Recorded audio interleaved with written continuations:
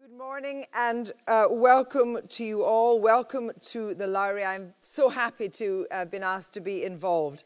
And I would love to stand here in front of you in silence for 10 minutes. But I don't think I would ever have nor deserve to have the command of Robert Wilson, one of the most moving and thought-provoking experiences of my life. It was an inspirational start to this conference. And it was a statement of intent that the artist should be at the centre. Looking through the list, this hugely oversubscribed list of people wanting to come to this conference, there are so many artists here today, creative thinkers, educators, arts entrepreneurs, and this is a programme designed for you the way you wanted it to be designed. This is the third conference, and it is very, very important that for this third conference, for the Arts Council England, of course, the artist should be at the centre. So there'll be plenty of conversation and debate about your relationship with Arts Council England, how important it is that it can help you in nurturing your talent, in allowing artists time to develop their practice. And there are so many questions today about where the artist sits in the spectrum of our society. Can Arts Council England encourage and offer opportunities everywhere and for everyone that needs it? Diversity is the big goal still to be reached, but the appetite is huge. I just want to digress for a very short moment to say just the power of music. I mean, on the review show, we've been involved in this introducing BBC, the idea that people who want to, they compose in their bedrooms, they play in their bedrooms, but they want to bring their music out to the wider world, and the BBC wants to support that, get a chance to do so. A week past Friday night on the review show, we had a 17-year-old called Jake Butt, who performed in the programme. He was fantastic. But the point was that at 11:15, when we came off air, 221,000 people pressed the red button to find out more about that introducing BBC programme for young musicians, which I think is an extraordinary kind of vindication of how much we want to support our young artists. So to kick off this morning, Arts Council England has commissioned a short film from the artist filmmakers Becky, Edmunds and Lucy Cash from Straybird, and it's really to set the tone for today's conference, ladies and gentlemen. It's entitled, What Matters? There's one thing you should never do in the arts. You should never, ever apologise, because this is the business of life.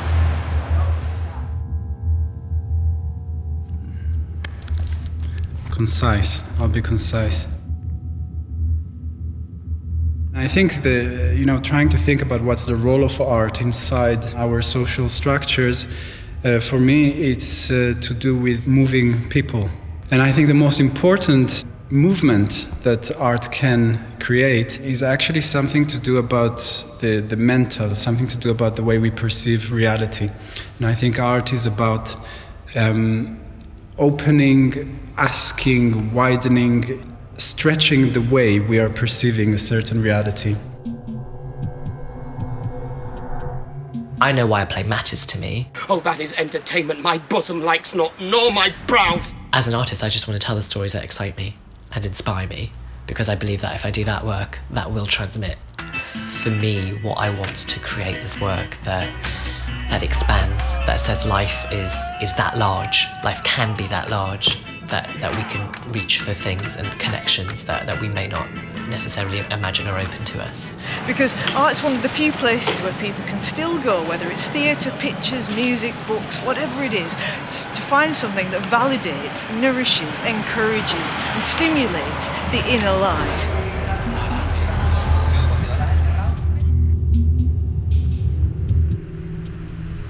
The light has always been important in my work. Composition, textures, how to talk about, in a poetic way, what is colonialism in India and what is in Africa. So I had to really listen to the place with my eyes, because that is how I make and stitch the language together. Seamus Heaney talks about language being strong enough to make an intervention. And we think, well, an intervention into what? Into the dull dailiness of life, the cynicism, the apathy, Look, I believe art has a moral purpose. I'm not one of these people who think it's just idleness and entertainment. It's there to change things, it's there to make things better. And I want to protect the place in us that I think is most under threat, and that's the imagination. There's things I've learned about myself and about other people that I don't think you can really come to understand with words and with just verbal communication. There's a lot of other things that you can learn to understand from touch. That's something really important that is very hard to describe. How exciting is it? You know what I mean? With contemporary practice, you have to draw the lines in the sand for yourself. You know what I mean? You have to draw that frame, and it's a blank canvas, and you have to build it all up from the beginning. That is exciting.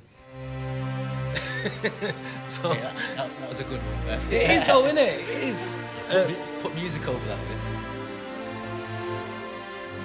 The phenomenon of the orchestra, of the classical music, especially nowadays, is phenomenon of community. And you feel that you work for a community, here in Liverpool, all around the globe also, and you feel this embrace from community who really want you to do so, and it's endless process of improving yourself, improving the people around you, and improving the world. And we're very happy and very glad that the project In Harmony, which we run here in Everton, still taking place. Every single week, the child from school able to play in the orchestra and able to have visiting teachers from the Liverpool Philharmonic. There have been school results for the kids who are taking part in the project. They came from C's to A's, and the whole community looks much improved by their relationship. It looks like the music kind of galvanized them to live together.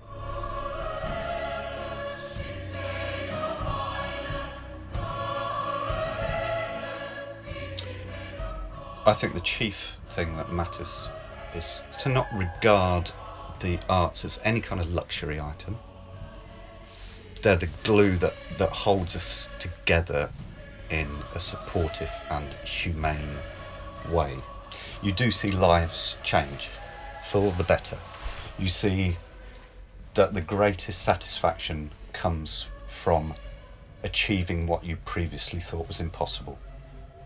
And you see scared, wide-eyed volunteers who come in on day 1, and by day 10 or day 5 or day 50, however long you work with them, you see people shine and glow and are happier and funnier and more switched on.